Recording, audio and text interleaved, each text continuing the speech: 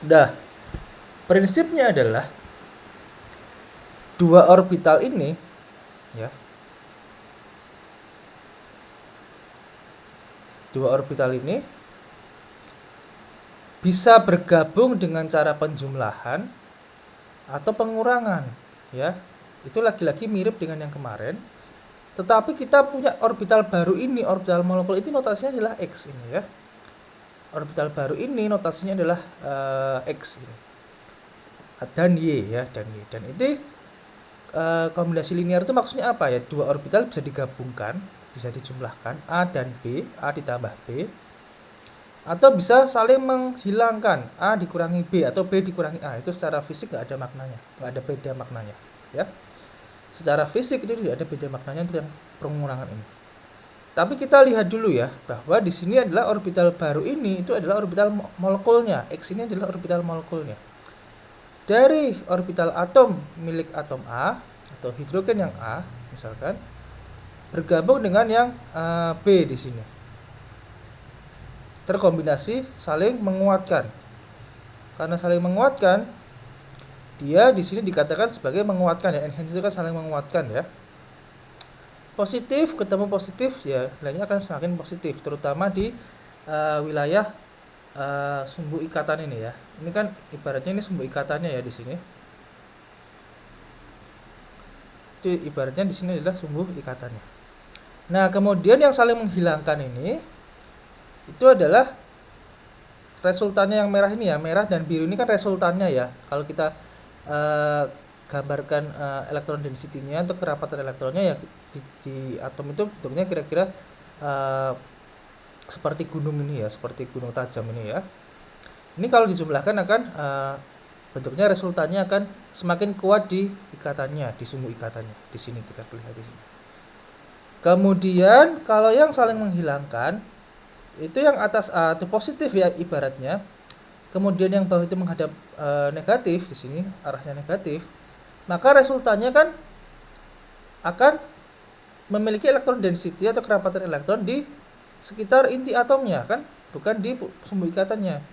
Nah, di sumbu ikatannya dia malah nilainya 0. Karena apa?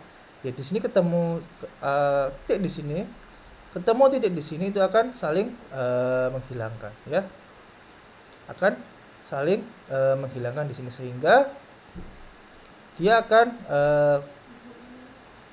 bernilai 0 di sumbu ikatannya.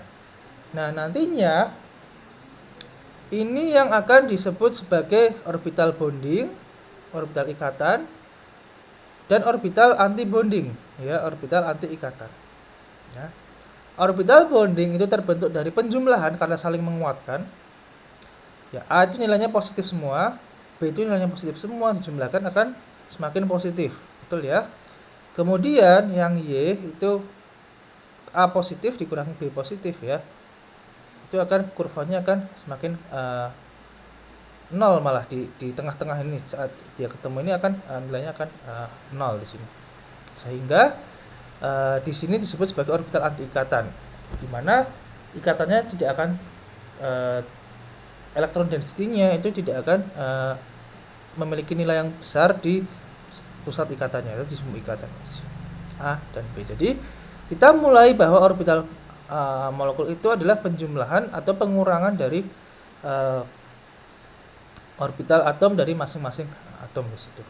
Ini baru kasus dua atom. Tadi saya juga katakan bahwa mungkin juga ada molekul triatomik, poliatomik, bahkan itu lagi-lagi itu nanti diserahkan ke komputer saja. Tapi ini prinsipnya adalah kita mencoba membuat orbital atom dari hasil penjumlahan maupun pengurangan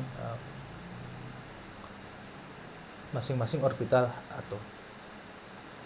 Oke, nah seperti ini juga bagaimana kita membuat fungsi gelombangnya, ya. Bagaimana kita menyusun fungsi gelombang dari orbital molekul ya, dan mana bedanya dengan fungsi gelombang dari orbital atom dari teori ikatan valensi. Sederhananya seperti ini. Saya ingatkan lagi bahwa Yang namanya fungsi gelombang total itu ada dua bagian di sini, yaitu adalah bagian yang pertama itu kita sebut sebagai spasial orbital, orbital spasial, spasial atau spatial kalau bahasa Inggrisnya ya. Spatial orbital atau orbital ruang. Yang kedua adalah orbital spinnya atau spin orbitalnya. Spin orbital ya. Kita punya di sini adalah spin orbital.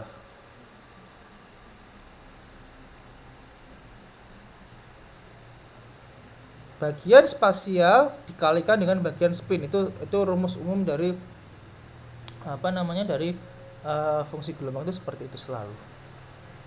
Nah, kenapa seperti ini? Ini adalah untuk keadaan apa? Keadaan singlet, ya kan? Ini untuk keadaan singlet seperti yang kemarin tuh. Singlet itu orbital spinnya itu kan, kalau singlet itu kan berarti semua elektron berpasangan ya, seperti ini ya. Semua elektron berpasangan. Kalau singlet itu baik dari teori ikatan valensi maupun teori orbital molekul itu akan nilainya sama, bentuknya akan sama. Alfa 1 beta 2 dikurangi beta 1 atau kali alfa 2, atau kebalikannya alfa 2 beta 1 dikurangi alfa 1 beta 2. Ya, itu nggak ada masalah pengurangannya di mana. Ya. Tapi kita lihat bahwa di sini kalau untuk singlet itu selalu spin orbitalnya bentuknya yang seperti ini. Ya. Bentuknya akan menjadi seperti ini. Nah, sekarang bagaimana soal orbital spasialnya? Nah, ini yang selalu kita gambarkan di kuliah tingkat pertama mungkin ya, atau di SMA mungkin, saya kurang tahu apakah di SMA sudah diajarkan sekarang topik ini. Tapi saya rasa di tingkat pertama atau di kimia dasar itu saya rasa dibahas juga ya. Nah, ini yang dilihat dari gabungan dari orbital ini. Misalkan A bergabung dengan orbital punya B, maka dia akan, ini kan selalu digambarkannya selalu seperti ini kan ya. Digambarkan selalu seperti ini. Nah, itu seperti ini. Yaitu yang visualisasi gambar tadi. Ada yang ada yang pengurangan, ada yang penambahan. Ya, ada yang pengurangan, ada juga yang penambahan.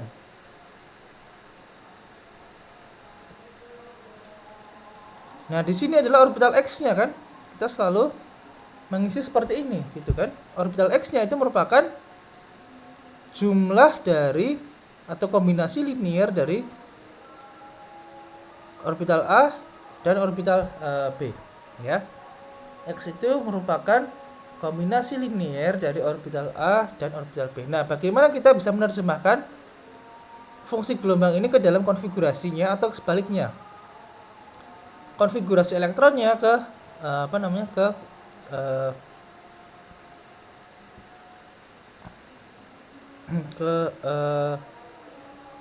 fungsi gelombangnya. Nah, kita lihat seperti yang kemarin itu. Kalau singlet di orbital molekul, maka elektronnya kan bisa menempati seperti ini kan, bisa seperti ini.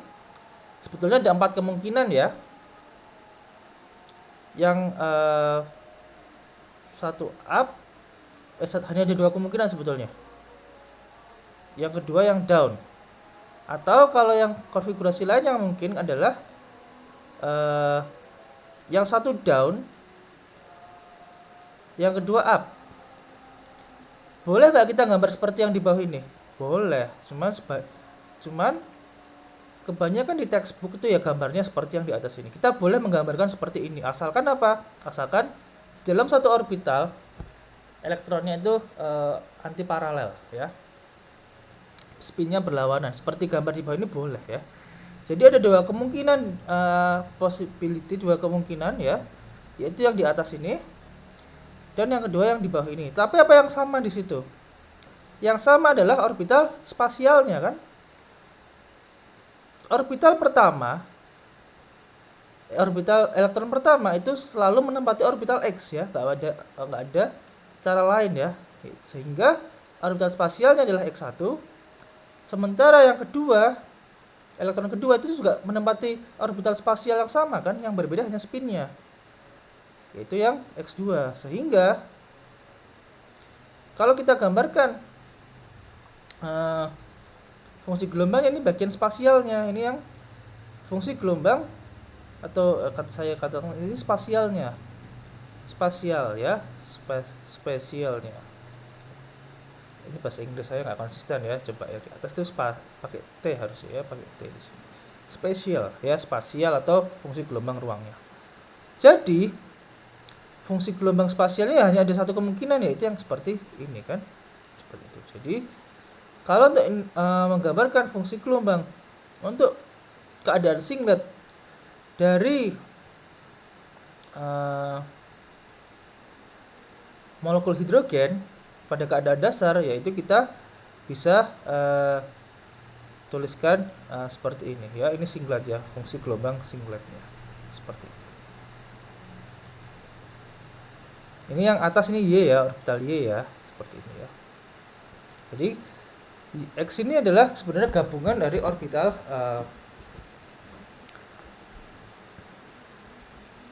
atomnya ya, dari atom yang berbeda ya. Saya selalu mengingatkan, ini selalu lupa apa bedanya orbital hibrid dengan orbital molekul, itu masih banyak yang tidak paham ya, seperti itu.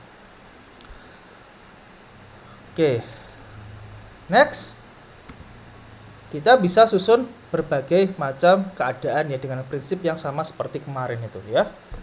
Kalau yang di atas ini itu adalah fungsi gelombang yang katakanlah singletnya ya. Singletnya kan seperti ini. Tadi kita gambarkan yang kemudian yang triplet gimana?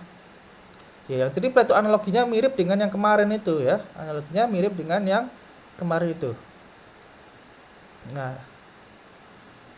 yaitu kalau kita punya triplet ya, berarti kan kemungkinan ada beberapa keadaan ya. Misalkan yang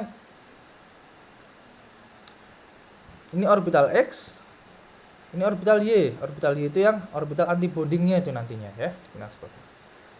Elektron pertama bisa di orbital Y, elektron kedua bisa di orbital X, atau sebaliknya ya. Nanti silahkan cari kombinasi lain yang mungkin ya. Untuk keadaan triplet ini, triplet ini kan seperti ini saja ya, down, ini up, ini up. Oke. Nah, prinsipnya sama dengan kemarin, bahwa satu orbital spasial itu tidak mungkin ditempati oleh orbital dengan spin yang sama, sehingga satu orbitalnya itu harus pergi ke orbital atom yang lain ya, orbital spasial yang lain ya. Nggak bisa di sini, nggak boleh up ya, yang X nggak boleh up, yang Y juga nggak boleh up. Kalau triplet itu kan dua elektron nggak berpasangan ya artinya, sehingga satu elektron up, kemudian satu elektron up lagi ya, atau satu elektron down juga, atau kombinasi yang ketiga itu yang memang susah dinalar ya secara secara visual ya, yaitu adalah yang gabungan antara gabungan antara yang up dengan down dan dijumlahkan dengan yang down dengan up ya. Itu memang agak susah di logika, tetapi prinsipnya itu seperti itu ya. Kalau di logika memang susah. Nah, ini untuk yang triplet itu kan sama spasial spin orbitalnya. Triplet itu sama dengan yang kemarin kita sudah tuliskan ya. Kemarin kita tuliskan ini adalah spin orbital untuk yang triplet. Ada 3 keadaan. Spin orbital triplet untuk yang 3 keadaan triplet ya. Alfa yaitu seperti ini misalkan, up. Yang kedua adalah beta yaitu down ya. Yang ketiga adalah alfa beta 2 plus beta 1 alfa 2. Itu yang susah di logika ya, memang susah di logika. Memang saya nggak bisa menjelaskan secara logika gimana, tapi yang ketiga itu ya benar seperti ini gitu ternyata gitu ya. Nah, bagaimana dengan orbital spasialnya? Kalau keadaan triplet itu kan memungkinkannya hanya seperti ini kan? Keadaannya seperti ini kan? Elektron pertama di orbital Y, elektron kedua di orbital X. Karena sekali lagi bahwa tidak mungkin satu orbital spasial ditempati oleh elektron dengan spin yang sama, ya. Atau kemungkinan lain adalah orbital pertama, elektron pertama di orbital X, elektron kedua di orbital Y, ya. Bentuknya kan seperti ini. Nah, kalau begitu bagaimana kita menuliskan fungsi gelombang untuk orbital spasialnya? Ya sama dengan kemarin, yaitu kalau misalkan kita pakai kondisi seperti ini, yang dari kanan dulu misalkan ya, maka kita punya orbital X yang ditempati oleh elektron pertama dikalikan orbital Y yang ditempati oleh elektron kedua. Kemudian yang kemungkinan yang lain adalah orbital X ditempati oleh elektron kedua dan orbital Y ditempati oleh elektron yang pertama. Gini ya. Nah, kemarin dia harus bersifat antisimetrik. Tadi juga di slide sebelumnya saya sudah mengatakan bahwa menampilkan bahwa fungsi gelombang itu harus bersifat antisimetrik. Maka spinnya, karena spinnya itu tidak bisa antisimetrik, ya. Karena spin orbitalnya tidak bisa antisimetrik di sini. Spin orbitalnya tidak bisa antisimetrik, maka yang harus antisimetrik adalah spasial orbitalnya. Dan itu bisa dicapai jika kombinasi ini adalah saling mengurangi, ya. Sehingga ini adalah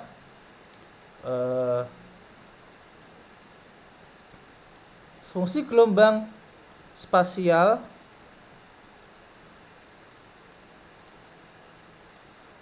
untuk triplet, ya. Untuk keadaan triplet itu selalu seperti itu, yang untuk teori fungsi gelombang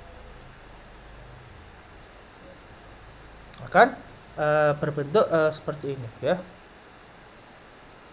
Karena dia harus bersifat antisimetrik. Antisimetrik itu apa? Kalau ditukar posisi elektronnya, maka dia akan bernilai negatif dari awalnya, ya. Akan bernilai negatif dari awal. Itu adalah prinsip dari Pauli itu, ya. Karena kalau tidak, misalkan ini dijumlah, misalkan ini dijumlah, ya ini jumlah ya misalkan, maka fungsi gelombang totalnya itu akan bersifat simetrik dan nggak memenuhi persamaan Pauli tadi itu, atau larangan Pauli itu, ya.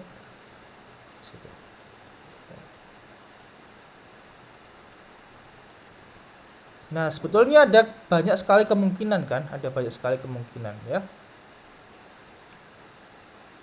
Konfigurasi elektron dari keadaan dasar sampai keadaan tereksitasi, ya. Kira-kira demikian. Nah, yang ketiga itu bagaimana? Yang ketiga itu sebetulnya mirip dengan keadaan triplet, ya. Tetapi apa yang berbeda di situ bahwa kalau keadaan yang ketiga ini kita sebut sebagai open shell singlet, ya, open shell singlet, di mana katakanlah orbital pertama spinnya up, misalkan ke sini, tapi orbital kedua itu spinnya down di sini, ya. Ini kan sebenarnya sama-sama berpasangan ya, up ketemu down itu kan seperti ini, ya. Maka fungsi spinnya kan fungsi spin yang singlet ini kan sama dengan yang di atas itu. Walaupun dia itu menempati orbital yang berbeda, tapi asal spinnya sama, maka spin orbitalnya itu akan sama dengan yang keadaan dasar ini, ya. Maka dia akan menempati spin yang sama untuk keadaan dasar tersebut, ya. Sehingga apa yang bisa kita bedakan dari keadaan yang tadi itu, keadaan yang tereksitasi, atau bedanya keadaan tereksitasi dan keadaan dasar di mana? Bedanya saudara lihat di sini adalah orbital spasialnya kan, orbital spasialnya itu berbeda ya. Kenapa bisa ada suku tambahan di sini? Atau kenapa bisa seperti ini untuk yang keadaan tidak eksidasi? Ya dengan prinsip dan logika yang sama seperti yang kita gambarkan tadi itu ya. Ada kemungkinan seperti ini juga. Kemudian ada kemungkinan sebenarnya kalau ini ada 4 kemungkinan ya. Kemungkinan ini kedua, kemudian ini yang pertama ya. Ya, betul, ini yang pertama. Kemudian sebetulnya ada kemungkinan yang lain lagi ya, yaitu adalah apa? Yang pertama itu yang down ya. Elektron yang kedua itu yang up. Dan ini orbitalnya X, ini Y. Ini down, ini up. Kemudian ada kemungkinan keempat ya sebetulnya ya. Yaitu apa? Ada kemungkinan keempat enggak? Ada ya. Ini X, ini Y ya. Kemudian keempat itu ada, yaitu jika yang Y-nya ditempati oleh satu yang up ya. Seperti ini. Kemudian ini Y ya. Ini kemudian yang X-nya ditempati oleh orbital 2 yang down. Jadi ini ada 4 kemungkinan seperti itu. Tapi apa yang sama di antara semuanya ya? Kita sudah bahas dari orbital spin-nya bahwa spin-nya akan seperti ini ya. Nah, yang berbeda adalah orbital spasialnya. Gimana kemungkinannya? Yaitu adalah jika yang misalkan kemungkinan ini ya, kemungkinan ini kan akan memiliki orbital spasial yang sama ya. Ini akan memiliki orbital spasial yang sama, yaitu apa? Orbital X ditempati oleh elektron pertama dan orbital Y ditempati oleh elektron kedua. Seperti itu. Kemudian kemungkinan yang kedua adalah yang seperti ini kan. Dari spasialnya orbital X ditempati oleh elektron kedua. Orbital Y ditempati oleh elektron pertama. Seperti itu. Nah, karena singlet di sini spinnya itu sudah bersifat antisimetrik,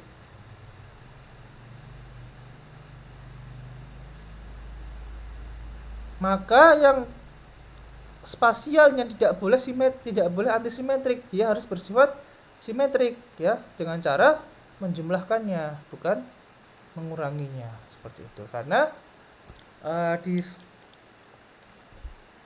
di orbital spinnya itu sudah bersifat antisimetrik. Kalau antisimetrik akan dikalikan antisimetrik, dia akan bersifat simetrik, itu nggak boleh. Kalau di triplet itu yang antisimetrik itu harus spasialnya. Kenapa? Karena di spinnya itu kita tidak bisa menyusun orbital yang bersifat antisimetrik, sehingga yang harus antisimetrik adalah spasialnya kalau di keadaan triplet itu ya.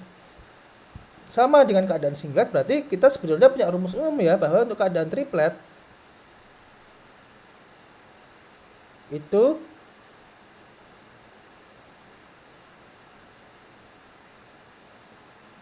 kalau kita punya fungsi gelombang total yang merupakan perkalian dari fungsi gelombang spasial, ini S4 ya, spasial, dikalikan fungsi gelombang spin untuk triplet ya, maka bagian spinnya itu harus bersifat simetrik ya, sementara spasialnya itu bersifat antisimetrik. Sementara kalau untuk keadaan yang berbeda, yaitu keadaan spinnya, maka bedanya adalah untuk keadaan singlet, yaitu elektronnya berpasangan ya, atau spinnya antiparalel ya. Maka kalau untuk keadaan singlet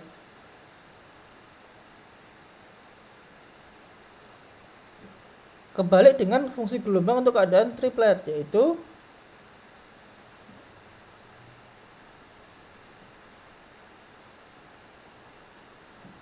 spasialnya itu bersifat simetrik, sementara spinnya bersifat antisimetrik.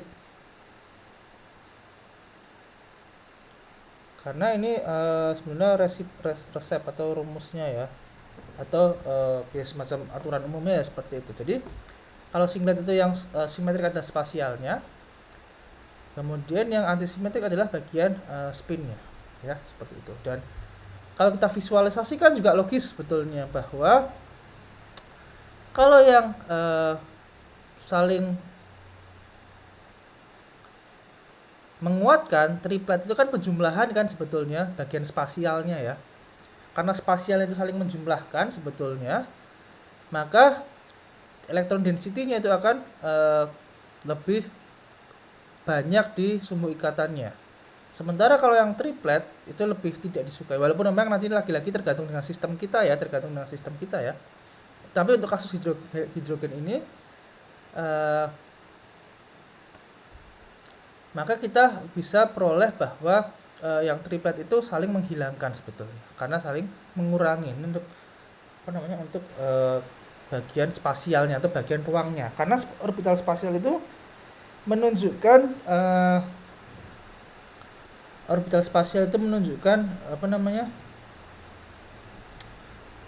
elektron density-nya atau elektron di ruang 3 dimensinya ya, seperti itu kira-kira. Sementara bagian spinnya itu menunjukkan ya dia sifatnya atau multiplisitasnya apakah triplet atau singlet dan seterusnya. Kalau yang ini itu namanya kita sebut sebagai open shell singlet yang keadaan terakhir ini.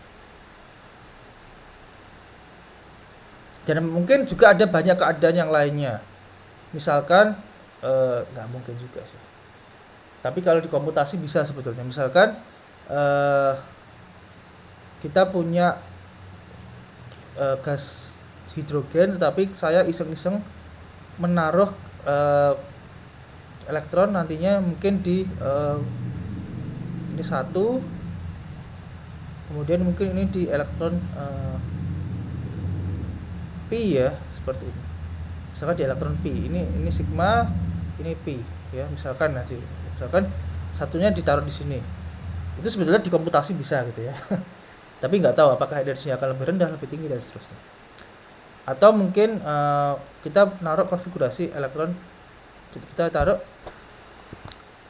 konfigurasi di orbital yang lainnya lah. Itu banyak kemungkinan, tetapi untuk lagi-lagi untuk bagian pembelajaran kita pakai yang sederhana dulu saja selalu ya. Karena orbital hidrogen kan cuma 2 elektron dan 2 orbital sebetulnya, 2 orbitalnya 1s dan 1s, seperti itu. Oke, ada pertanyaan?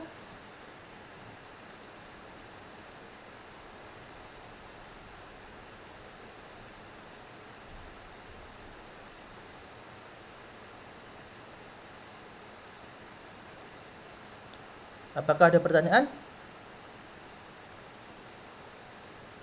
Belum ada, Pak. Belum ada? Oke.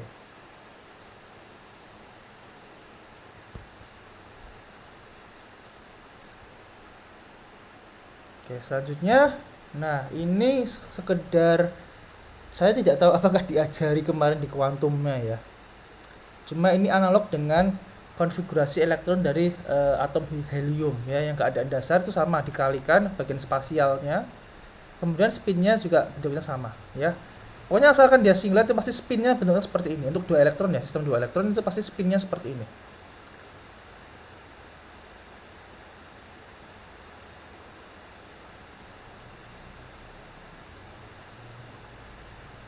Kalau elektronnya 3 itu ya berarti sukunya lebih banyak sebetulnya, tapi lagi-lagi kita nggak akan sampai ke situ lah.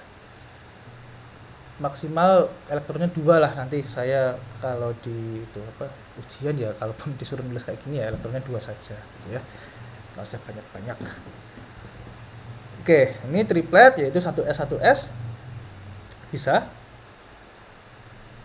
Yang keadaan terakhir ini memang susah di logika, tapi ini misalkan up 1s-nya di up, 2s-nya di up juga, atau 1s-nya down, 2s-nya down. Yang ketiga itu agak susah di logika. Yang ini, yang keadaan ketiga ini berarti misalkan satu S-nya up, dua S-nya down. Satu S-nya down, dua S-nya up, ya seperti itu kira-kira. Jadi itu analog dengan yang kemarin. Bedanya kalau kemarin yang kuantum mekanik untuk atom itu kita hanya pakai orbital atom, sekarang orbital atomnya diganti dengan orbital molekul, ya. Bedanya ada di situ. Ini sebenarnya lebih bisa dilogika sih untuk mencari spinnya itu ya. Tapi prinsipnya tadi bahwa orbital molekul itu hanya penggabungan dari orbital atom masing-masing dengan cara penambahan atau pengurangan. Atau memang bahasa umumnya adalah kombinasi linier ya. Kombinasi linier itu bisa penambahan dan bisa pengurangan. Seperti itu. Walaupun notasinya secara matematik itu adalah sigma ya. Sigma itu sebenarnya penambahan kan. Penambahan itu kan sigma gitu kan. Kalau pengurangan nggak ada notasi pengurangan. Nah, sekarang kalau kita lihat dari fungsi gelombang masing-masing, untuk keadaan triplet dan ini untuk keadaan singlet ya, atau untuk molekul hidrogen, bedanya di mana dengan keadaan ikatan punya teori ikatan valensi, ya. Kalau kita tuliskan teori ikatan valensi itu bentuknya adalah seperti ini, yang di atas ini itu kita sudah turunkan kemarin ya. Kita sudah coba turunkan kemarin pertemuan minggu lalu. Kemudian ini lagi-lagi kalau mau saya gambar yaitu ikatannya adalah bentuknya seperti ini ya. Ini mungkin overlap, ini yang elektron pertama dan elektron yang kedua. Nah, kalau dari teori molekular orbital bagaimana? Yang sudah kita turunkan kemarin, tapi kita punya kan sebetulnya X itu untuk yang bonding ya, atau untuk yang paling rendah energinya, paling stabil itu adalah X itu merupakan penjumlahan kan di sini. Penjumlahan kan.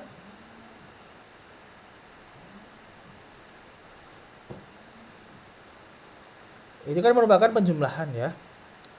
X tadi definisi di awal adalah penjumlahan ya. A1 tambah B1 artinya apa?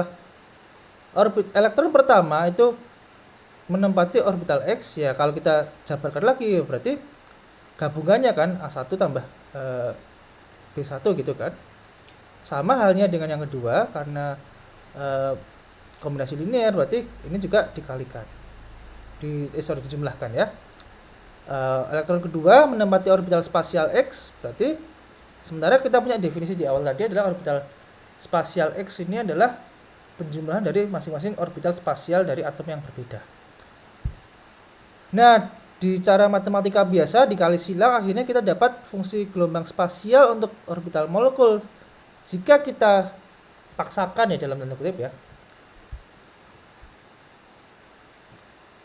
ke dalam, atau kita, ini bahasanya adalah kita proyeksikan ke dalam orbital atom ya, maka sebetulnya kita mendapatkan 4 suku ini ya.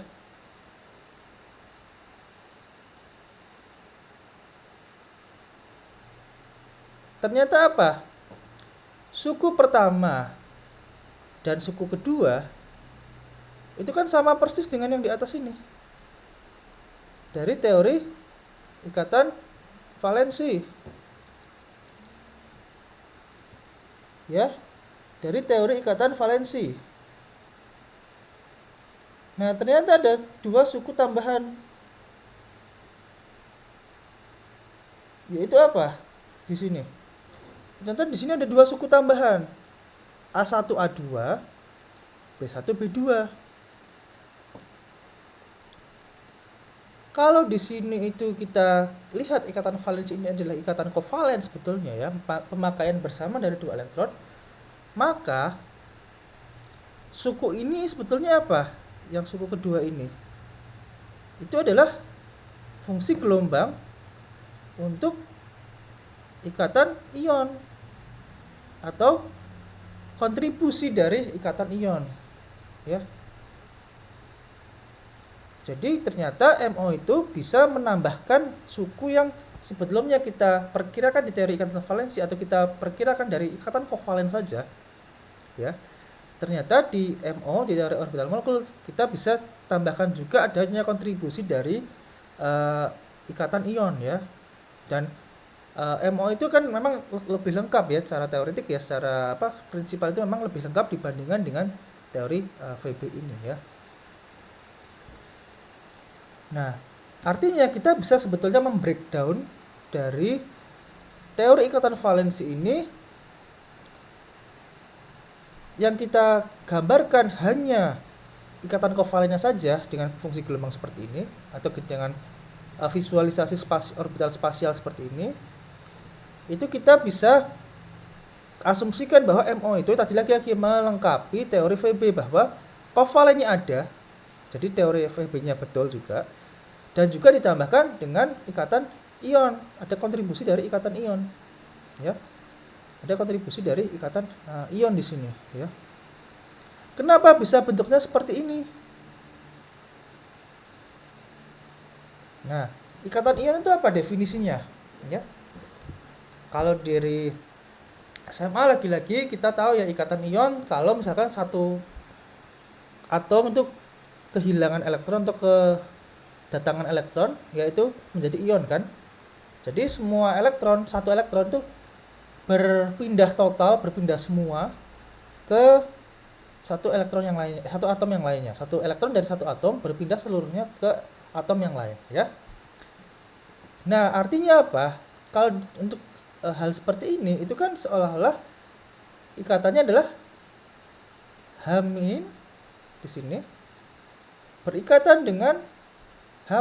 Ini kan adalah ikatan ion kan? Walaupun lagi-lagi kita nggak tahu berapa besar kontribusinya. Tapi ternyata MO itu mengcover gitu loh,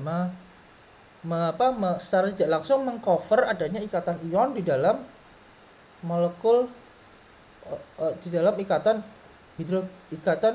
molekul hidrogen ya. Ada secara nggak langsung molekul itu akan tercover secara sendiri. Sementara VB itu yang kita awal dari ansatnya, atau kita lihat dari perkiraan awalnya, itu kita hanya mengcover ikatan kovalen saja.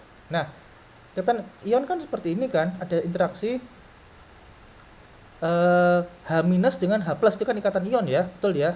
Satu elektron pindah seluruhnya dari ikatan orbital 1s milik H yang kanan misalkan ke yang kiri, atau sebaliknya. Nah, kalau seperti itu ya berarti kan kalau kita gambarkan orbital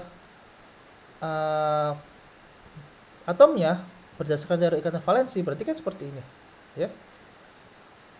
Ini punya A, satu elektron seluruhnya pindah ke kiri misalkan ke A gitu ya. Sementara berarti di sini kan kosong ya. Ini B kosong. Berarti apa yang terjadi kalau kita punya seperti ini? Ya kita hanya punya satu kemungkinan konfigurasi orbital spasial, yaitu apa? A1 A2 kan, seperti ini. Kemungkinan kedua gimana? Kemungkinan kedua adalah jika yang A-nya yang kosong dan yang B-nya yang terisi penuh kan, seperti ini. Nah, berarti kita punya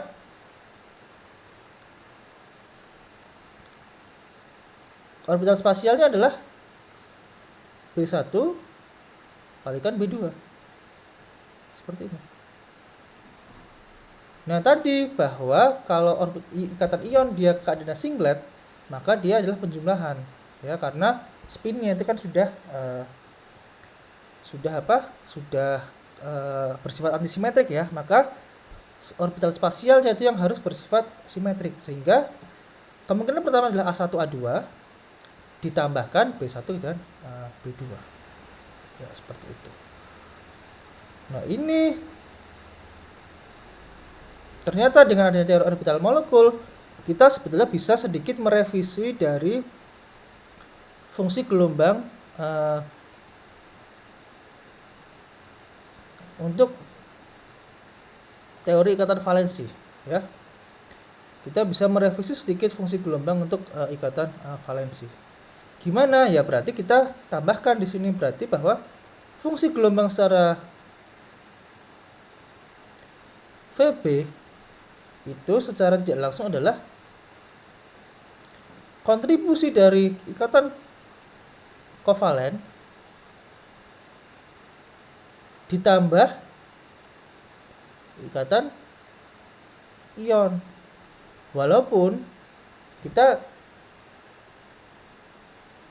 tidak tahu kita percaya ya bahwa kontribusi dari ikatan ion itu di dalam satu ikatan itu kecil sekali mungkin ya. Misalkan saya punya CO2 ya berarti jelas bahwa ikatan ionnya adalah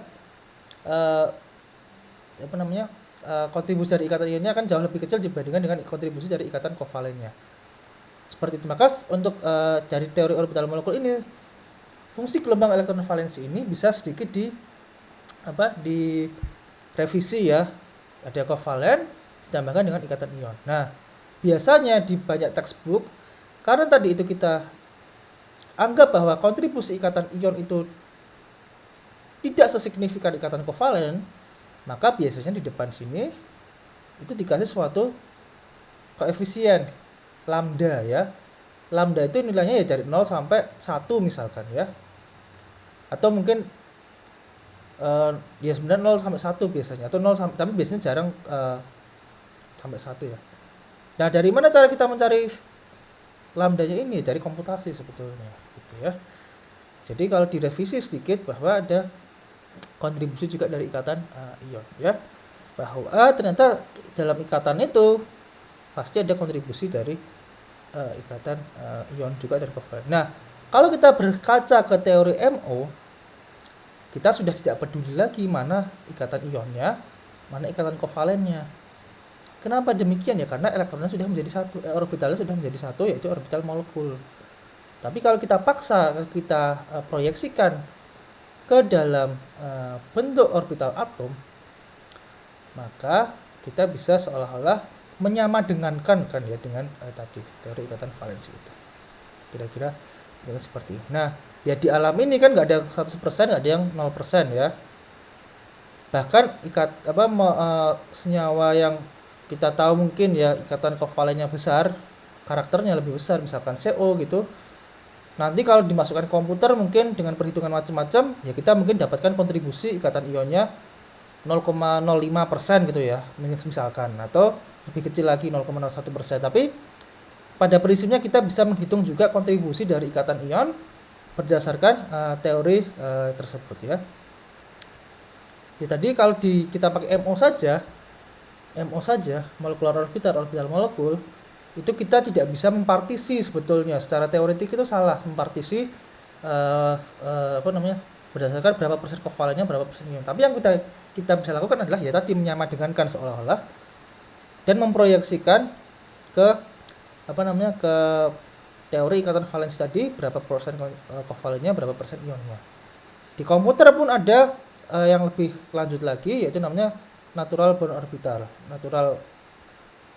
Natural bond orbital itu semacam seperti ini caranya. Kita punya dari ikatan kovalen, kita punya dari molekul orbital yang kita proyeksikan ke dalam fungsi gelombang orbital valensinya, ikatan valensinya, sehingga nanti di NBO itu misalkan, ini saya sekedar introduction aja ya, sekedar pengenalan saja NBO itu apa. Ya nanti kita bisa mencari berapa persen kovalensinya, berapa persen ioniknya, atau kita bisa mencari berapa persen hibridisasinya, kita bisa mencari berapa persen tingkat hibridisasinya. Jadi kita mungkin untuk membahasakan ya hasil dari perhitungan orbital molekul ke dalam bahasa teori ikatan valensi, yaitu hibridisasi, kemudian orde ikatan. Sebenarnya orde ikatan kan dari ikatan valensi sebenarnya ya, dan seterusnya. Itu juga ada, dan toolsnya juga ada. Tapi lagi-lagi itu hanya sekedar pendahuluan saja, sekedar wawasan saja bahwa yang betul memang ada kontribusi dari kovalen maupun dari ionik ya.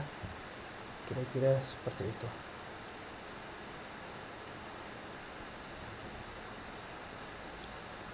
Oke, ada pertanyaan?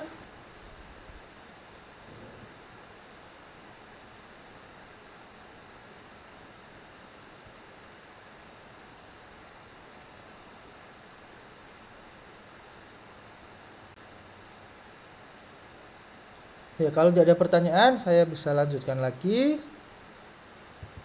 bahwa gimana kalau kita punya contoh sistem yang sederhana lagi. Nah, lagi-lagi seperti ini. Bahwa kalau kita berbicara soal orbital molekul itu kan mirip dengan orbital atom, ya.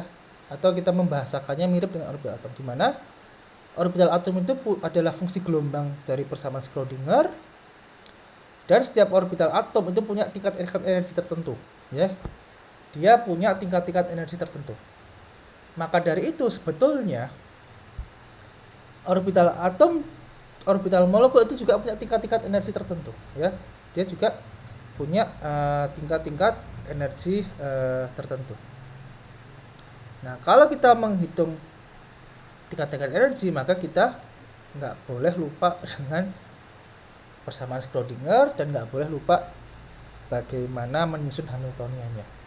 Untuk mencari persamaannya Schrödinger itu seperti apa, ya kita nggak usah tahu lah. Untuk mulai molekul ini saya berbahasa dengan bahasa simbolik ya, bukan bahasa numerik ya. Kalau bahasa numerik itu kayak kemarin itu ya, partikel dalam kotak, solusinya sin cos dan seterusnya, itu seperti itu. Tapi kalau untuk ini kita pakai bahasa numerik, bahasa simbolik aja, dimana ya solusinya ya merupakan simbol aja, nggak usah kita tahu integralnya hasilnya apa, seperti itu ya.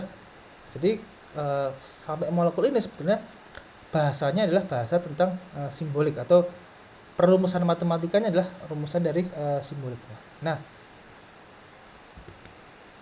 kalau kita menghitung orbital molekul, energi dari orbital molekul, maka kita tentu saja harus tahu Hamiltonian dari sistem itu yang kita cari. Nah, lagi-lagi kita mundur saja. Di sebelumnya kita pakai contoh atom molekul hidrogen H2. Sekarang untuk seperti ini, satu elektron dibuang ya. Jadi kita punya kita punya hidrogen H2+ ya, molekul H2+ ya. Kita punya molekul H2+. Oke. Nah, apa yang harus kita lakukan di sini? Ya, ini sesuatu yang sudah tahu dari kemarin ya. Saya juga di Born Oppenheimer sudah memberikan contoh ini juga ya. Operator energi kinetik yang mana, operator energi potensial yang mana, kenapa bisa ada 3 suku, itu saudara juga sudah tahu. Yang penting di sini adalah saudara lihat sini notasinya apa. Ra itu adalah jarak elektron terhadap inti pertama, Rp adalah jarak elektron terhadap yang inti kedua. Kalau elektronnya lebih dari 1 ya tinggal beri notasi yang lain lah, misalkan R1A gitu ya, atau R2A gitu misalkan. Itu adalah notasi untuk posisi dari elektron. Oke, nah bagaimana kita bisa membuat Hamiltonian itu dipakai untuk menghitung energi dari masing-masing orbital atom ya.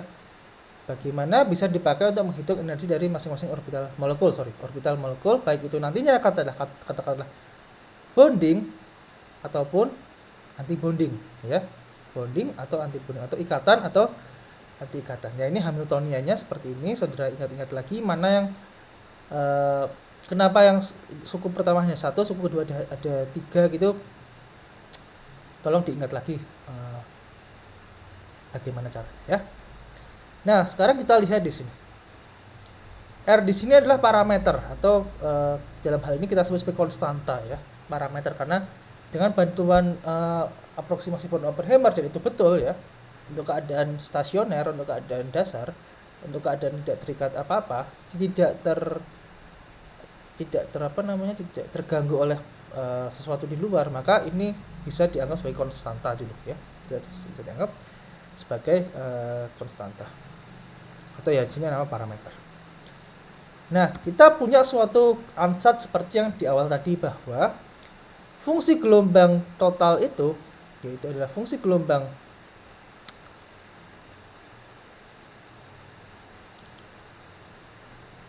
orbital molekulnya, itu merupakan penjumlahan dan pengurangan dari masing-masing orbital atom ya. Di H2 itu kan sama sebetulnya ya. H2 itu kan sebenarnya sama ya. H2 plus ya. H2 plus itu kan seperti ini kan, sebenarnya seperti ini, kemudian seperti ini ya. Sorry, H2 plus ya. H2 plus adalah ya seperti ini ya kira-kira. Maka dia bisa juga membentuk dua buah orbital di sini. Katakanlah di sini yang tadi kita kasih simbolnya sebelumnya adalah X, kita katakanlah simbolnya psi plus ya. Psi plus gini aja. Ini yang psi negatif. Jadi elektronnya akan berada di sini. Ya kira-kira seperti itu. Dan elektron psi plus ini adalah gabungan dari dua orbital atom ini ya, orbital plus ini, psi plus ini ya.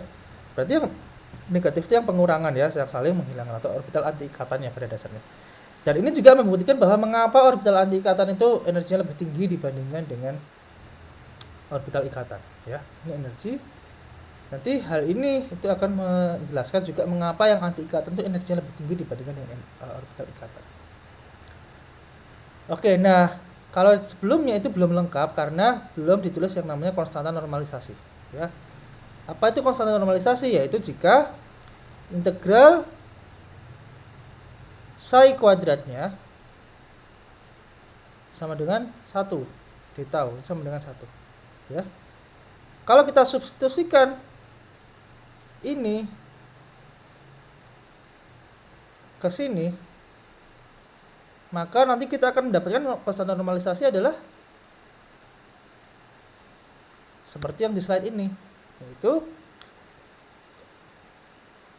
integral dijabarkan plus minus dan seterusnya, dan diakarkan. Berarti kan ini kan karena ini kuadrat, ini berarti diakar kan, diakar ya seperti itu. Jadi dijabarkan seperti ini saja dan kita lakukan integrasi. Nah lagi-lagi nggak usah tahu detailnya bagaimana, terutama yang belakangannya. Yang depan kita harus tahu sebenarnya. Yang ini itu otomatis nilainya 1. Kenapa 1? Ya ini namanya ternormalisasi, sudah ternormalisasi karena dia mengintegralkan dengan dirinya sendiri dan dikuadratkan itu, maka akan bersifat ortonormal, yaitu adalah nilainya 1. Yang B juga sama, itu nilainya akan menjadi 1 karena dia akan mengintegralkan dengan diri sendiri. Nah yang ini, yang ketiga ini bagaimana hasilnya? Nah nilai integral ini itu kita definisikan sebagai S nilainya. Numeriknya nanti saya kasih tahu, tapi sekarang kita simbolkan S saja. Integral S itu namanya kita sebut sebagai integral overlap. Overlap itu kan integral tumpang tindih ya.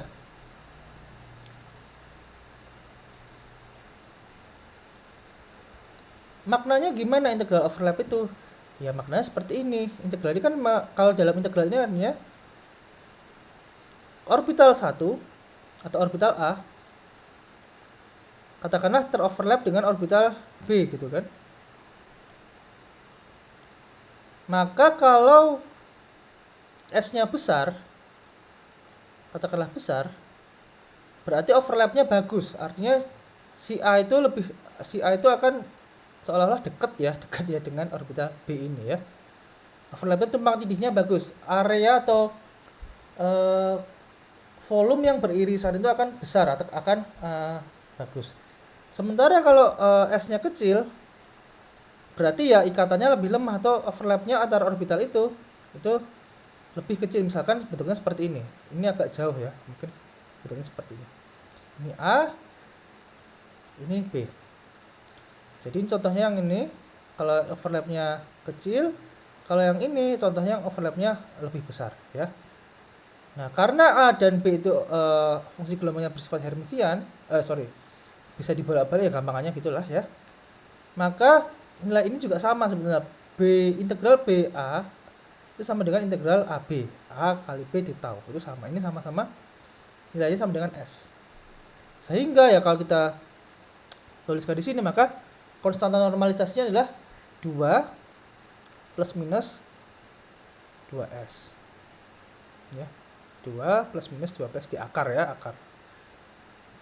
Minus per setengah ya, akar 1 per akar 2 plus per 2S ya. kita dapatkan hal seperti ini. Nah, sebetulnya ini nanti juga sebetulnya akan dibahas ya, bahwa S itu untuk orbital 1s ya, S ya. Nilai S di sini ya, S di sini maksudnya S besar ini ya.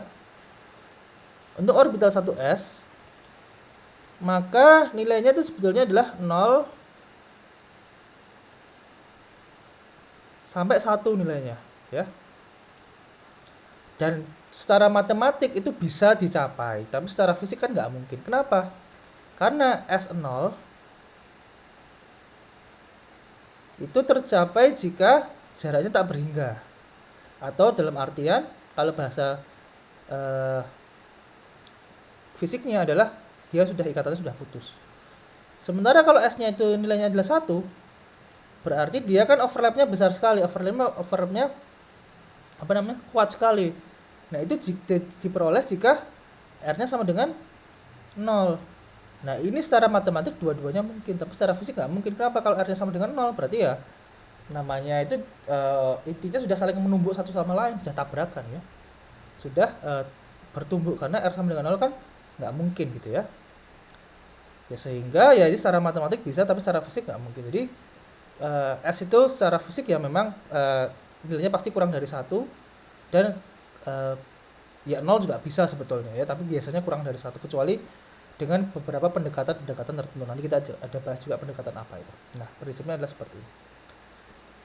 Nah, ini juga sama, yaitu akhirnya adalah yang positif tadi kita sebut sebagai orbital ikatan atau bonding, dan ikatannya adalah karakternya sigma. Karena apa ya, kita pinjam dari istilah valence bond tadi itu. S ketemu S itu adalah ikatan sigma ya. Bertemu pada titik bertemu pada sumbu ikatan. Sementara yang min itu adalah orbital S antibonding ya, antinya dari sigma ya, sama-sama sigma antibonding gitu ya. Jadi namanya simbolnya tetap sigma.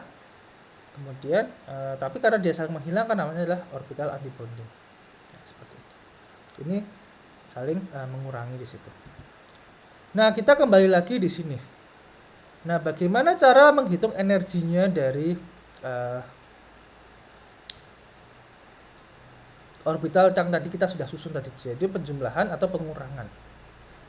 Nah, masalahnya adalah di sini bahwa fungsi gelombangnya itu bukan, ini maksudnya adalah fungsi gelombangnya yang tadi itu bukan merupakan fungsi eigen dari operator Hamiltonian ini, ya. Bukan merupakan fungsi eigen dari operator Hamiltonian ini. Nah, caranya adalah mencari nilai harapannya, atau kita bahasanya adalah di sandwichkan, yaitu dengan mencari, ini kelihatannya semoga sudah pernah dibahas ya.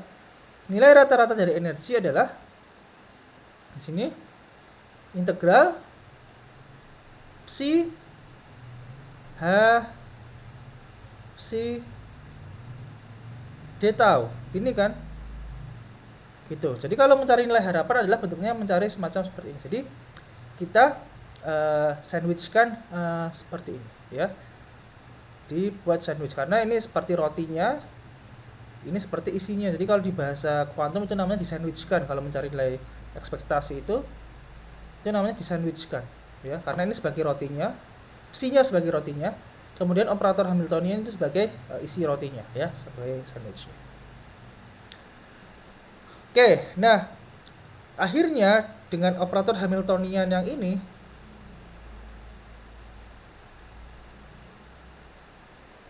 kita taruh fungsi gelombangnya yang tadi ini,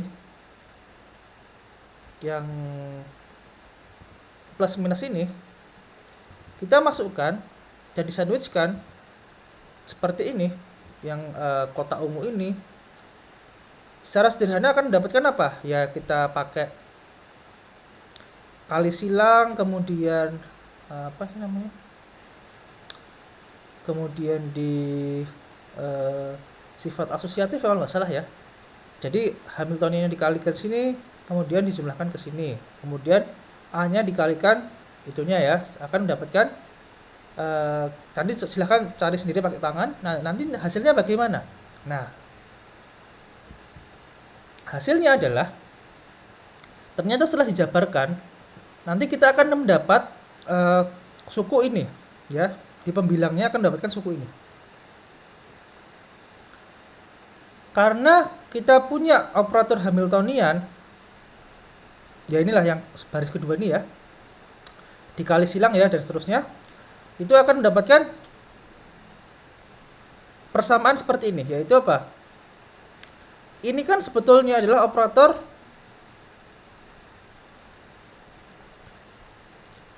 apa? Operator energi operator satu elektron ya untuk orbital untuk elektron A ya. Maka nilai eigennya adalah energi orbital dari 1s ya, karena 1s A itu adalah 1s, maka nilai eigennya adalah orbital 1s. Karena B itu juga orbital 1s, maka sini adalah nilai eigennya sama. Nah, nanti setelah disusun-susun itu akan mendapatkan suku seperti ini di integralnya. Kalau nggak percaya silahkan dicari sendiri. Nah, ini itu kita simbolkan J saja ya. Kita simbolkan sebagai notasi J yang maknanya apa? Maknanya adalah integral Coulomb ya. Integral Coulomb. Jadi nggak usah dihafal, sebetulnya adalah A ketemu operator B ketemu A lagi, itu namanya adalah integral Coulomb. Kenapa namanya integral Coulomb? Karena ini seolah-olah adalah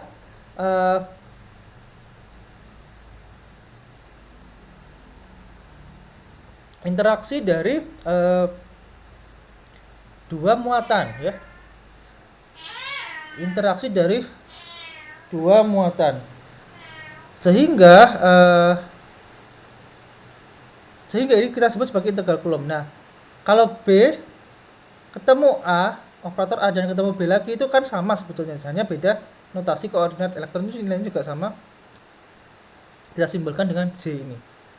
Kemudian yang kedua adalah K. Nah, K ini tidak memiliki interpretasi secara klasik, karena memang susah, nggak ada interpretasinya secara klasik. Kita sebut sebagai exchange integral ya, integral exchange, integral pertukaran ya. B ketemu operator B tetapi diintegralkan dengan A ya. Sama halnya A ketemu koordinat A diintegralkan dengan orbital B, itu namanya K. Nah, nanti dimasukkan akhirnya mendapatkan simbol akhir seperti ini. Nah, energi 1s itu kan konstanta ya, itu didapatkan dari hidrogen ya, atom hidrogen, yaitu minus 13,6 elektron volt. Yang suku kedua ini adalah potensial tolak-tolakan antara inti kan. Itu nilainya kita bisa cari juga. Jadi kalau data jari-jari atomnya diketahui, jarak antar atomnya diketahui, jarak antar intinya diketahui, itu kita bisa hitung suku kedua ini. Nah, suku ketiga ini itu adalah diintegralkan secara numerik ya. Berapa angkanya di situ? Nah, ini hasilnya ya, bahwa karena A itu sebetulnya adalah fungsi gelombang 1s, yaitu kita sudah bisa turunkan sebetulnya, dan B itu pun sebetulnya fungsi gelombang 1s itu kan punya nilai fungsi gelombang seperti ini ya. Itu kalau mau diingat-ingat lagi dari kuliah yang semester kemarin, eksponen minus RA pangkat A0. A0 itu jari-jari Bohr dan seterusnya seperti ini. Ini adalah fungsi gelombang. Nah, kalau kita integralkan dengan software matematik misalkan dan seterusnya, cari ada caranya. Nah, ternyata kita bisa mendapatkan nilai masing-masing integral tadi itu. Jadi saya katakan bahwa integral S itu nilainya bergantung pada jarak inti kan, antara 0 sampai tak berhingga gitu kan. Antara 0 di sini sampai ke tak berhingga katakanlah. S itu nilainya adalah nilai dari 1 sampai 0. Dia akan meluruh ke 0 di sini ya. Yang ini ya. Yang biru ini ya. Dia akan meluruh ke 0. Akan meluruh ke 0 di situ. K itu kita integralkan numerik, itu nilainya dari 1 juga kalau jaraknya S sama R sama dengan 0 menuju meluruh ke 0 juga ya. Tetapi kalau yang J itu nilainya tidak tidak akan meluruh ke 0. Dia akan masuk nilainya akan asimtot di suatu tertentu kayaknya ya, nilai numeriknya ya. Itu akan simbol ya, angka kurva ini didapatkan dari mana ya? Dari integrasi numerik ya, dari MATLAB atau dari apapun lah, dari software MATLAB sebetulnya bisa kalau mau ya, pakai koordinat macam-macam itu. Oke, nah selanjutnya energi 1S itu kan sebetulnya adalah konstanta ya, didapatkan dari energi atom hidrogen ya. Kemudian yang kedua ini kan sebenarnya juga konstanta ya, suku kedua ini itu sebetulnya juga konstanta.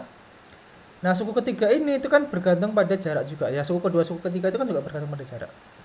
Kalau kita plotkan ya bersama-sama ya, suku kedua itu yang garis ini ya, yang ini ya, jelas dia akan divergen di R sama dengan 0, nggak akan mungkin penyebutnya 0 kan. Kalau penyebutnya 0 berarti kan tak berhingga kan, berarti dia akan divergen di R sama dengan 0, sehingga nggak ada, secara matematik pun R sama dengan 0 itu nggak mungkin ya, karena ada suku yang ini. Nah J plus K itu digambarkan yang ini, J plus K itu yang ini kurva ini, nilainya paling kalau R sama dengan 0 secara matematik ada solusinya ya, tapi dia akan juga meluruh ke suatu nilai tertentu. Dia asimtot ya, suatu nilai. Ini saya nggak tahu ini nolnya pas di garis ini nggak ya, semoga pas di garis ini sih ya. Kemudian yang J minus K nya itu yang dibahas di sini ya. Sementara S tadi juga 1 sampai 0 ya. Kalau angka ini digabungkan, energi 1S itu kan konstanta, kemudian suku kedua itu kan konstanta juga kan, tergantung R, dan suku ketiga itu juga tergantung R. Maka kalau kita plotkan fungsi energi terhadap panjang ikatan, itu akan mendapatkan dua buah kurva di sini. Nah ini yang membuktikan adanya orbital ikatan dan orbital anti ikatan. Dimana kalau energi yang plus ini ya, energi plus itu yang kurvanya yang punya minimum di sini, itu yang ini ya, kurva yang ini. Jadi dia bisa menjelaskan bahwa molekul H2+ itu ada di alam gitu ya. Karena apa? Karena elektronnya menempati orbital sigma bonding ya. Karena dia punya energi minimum di sini ya. Dia punya energi minimum. Sebaliknya, kalau kita misalkan mencoba mengeksitasikan elektron ke sigma bonding atau ke ikatan anti bondingnya, sigma anti bonding, maka dia kurvanya akan meluruh terus sampai 0. Kurvanya akan selalu meluruh sampai 0. Apa artinya? Jadi nggak ada ion H2+ yang memiliki konfigurasi elektron di sigma anti bonding ya. Jadi ini membuktikan bahwa kalau di minimum ini itu kita sebut sebagai geometri keseimbangan, geometri equilibrium geometri ya, di titik ini ya, di titik ini ya, ini adalah minimumnya. Jadi ini kalau panjang ikatan dalam satuan atom ya, satuan Bohr, mungkin ini 1,4 mungkin ya, itu sekitar mungkin 0,7 sekian atau 0,6 sekian angstrom ya. Ini mungkin satuannya Bohr ya, semoga saya nggak salah ya, ini satuannya Bohr. Bohr itu satuan atom, jadi komputasi, orang-orang komputasi biasanya pakai satuan Bohr ya di situ. Nah di sini bisa membuktikan bahwa H2+ itu ada ya, karena dia punya minimum di sini. Begitu dia di posisi minimum ini ya udah, itu namanya geometri pada keadaan yang energinya paling rendah ya, seperti itu.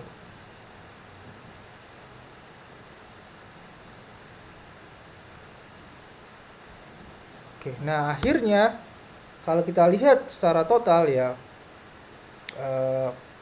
karakter dari fungsi gelombangnya di sini, ya jelas bahwa yang fungsi gelombang minimum negatif itu atau fungsi gelombang antibonding itu lebih tinggi energinya dibandingkan dengan fungsi gelombang yang energi di fungsi gelombang yang bonding ya, pada jarak ikatan yang sama. Kira-kira seperti itu. Nah, akhirnya kita bisa menyimpulkan bahwa sebetulnya MO itu adalah salah satu juga pendekatan untuk orbital molekul, dan itu bisa digunakan untuk menjelaskan lebih banyak hal dibandingkan dengan teori ikatan valensi. Dan dia bisa menjelaskan adanya istilah bonding atau antibonding berdasarkan energinya ya, berdasarkan energinya, dan bisa dan setiap orbital itu bisa diisi oleh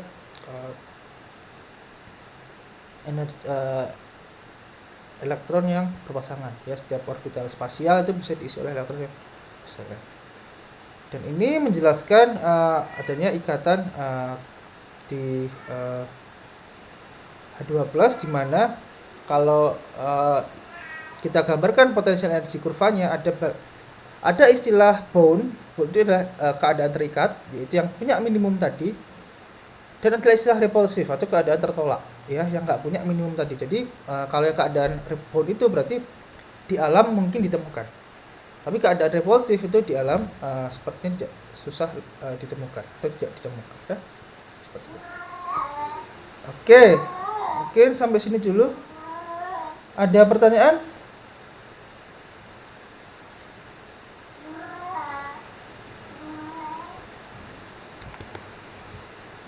Ada pertanyaan? Belum ada, Pak. Tidak ada. Oke, kalau tidak ada pertanyaan,